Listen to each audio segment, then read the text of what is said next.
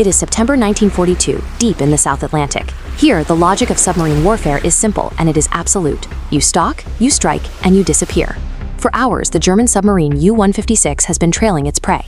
As dusk falls, a few glowing cabin windows from this ship, the British armed merchant cruiser Laconia, break a strict blackout order. It gives the submarine crew exactly what they need to line up their shot. Two 22-foot torpedoes rush from the launch tubes. They slam into the starboard side, and a massive geyser of water erupts against the dark steel hull, tearing a gaping hole into the vessel.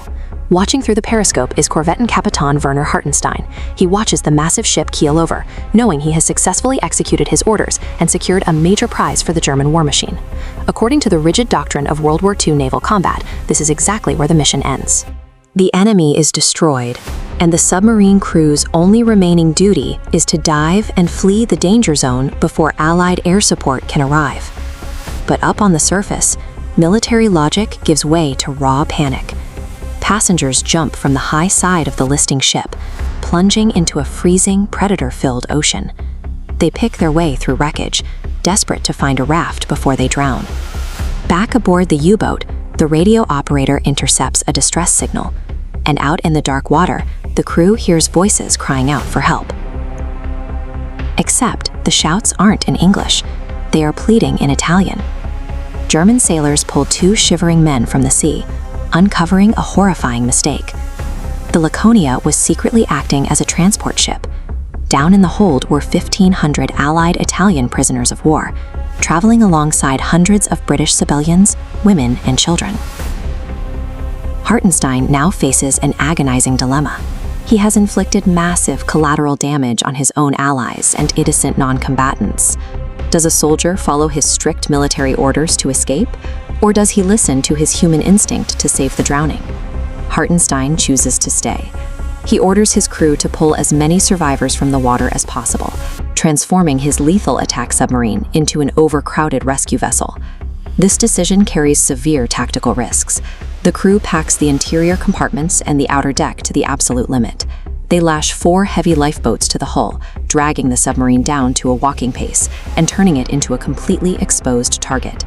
To buy his ship some protection, Hartenstein repeatedly broadcasts an open-channel radio message in English. He promises he will not attack any ship that comes to assist the shipwrecked Laconia survivors, provided his submarine isn't attacked first. Over the next few days, a surreal atmosphere settles over the ocean.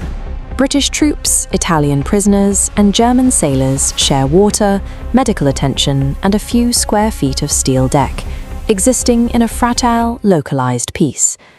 By actively defying his standing orders, the German captain effectively suspends the rules of the war around him. He leaves himself and his crew entirely vulnerable, banking on the hope that his enemies will recognize and honor his act of mercy.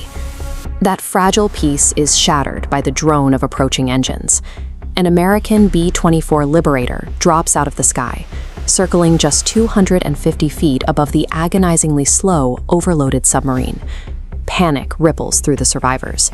Hartenstein orders his men to the bow, where they quickly drape an enormous Red Cross flag directly over their 105mm deck gun to signal their humanitarian mission. This is where the chain of communication breaks down. Hartenstein brings a captured RAF officer onto the deck, and together they flash an explanation to the plane using an Aldous lamp. But the American aircrew has never been trained to read visual Morse code. Out of the entire message, they only manage to decode a single word: German. Unsure of what he is looking at, the pilot flies out of range and radios his superiors at the top-secret wide-awake airfield on nearby Ascension Island, asking for instructions. The decision falls to Captain Robert Richardson at the airbase. He relies entirely on military doctrine. Viewing the Red Cross flag as a likely ruse to locate their hidden airfield, he issues a direct order: sink the sub at once. The Liberator returns, screaming in low over the waves. The soldiers on the submarine wave their arms, pleading with the pilot to wave off. But the bombs fall anyway, crashing into the water below and instantly obliterating one of the tethered lifeboats. The rigid calculations of military protocol, combined with the confusion of the battlefield, completely blinded the American chain of command to the reality of the rescue effort unfolding right in front of them. As another bomb detonates directly underneath his vessel, Hartenstein realizes his attempt at compassion has failed. To save his own crew from drowning, he has to revert back into a ruthless submarine commander. He orders everyone off the hull and commands a sailor to grab an axe. The blade comes down on the tow ropes, violently severing the U-boat from the lifeboats. Hartenstein initiates a crash dive, abandoning the very people he had just sacrificed his safety to rescue. Less than half of the 2,800 people aboard the Laconia survive. They drift in the open ocean for 24 agonizing days before reaching the coast of Africa. Captain Hartenstein himself is killed by Allied bombers just a year later. But the most permanent consequence of the bombing comes from the German High Command. Outraged by the American attack, Admiral Karl Donitz issues a severe new directive. It becomes known as the Laconia Order. It is an official, sweeping decree that explicitly forbids any German U-boat commander from ever rescuing survivors, providing food, or offering aid to sunken enemies again. The incident proves a grim reality of modern conflict. In the mechanical logic of a total war, compassion is treated as a deadly liability. When one man attempted to inject humanity into an inhumane system, that system violently self-corrected and officially outlawed mercy on the battlefield forever.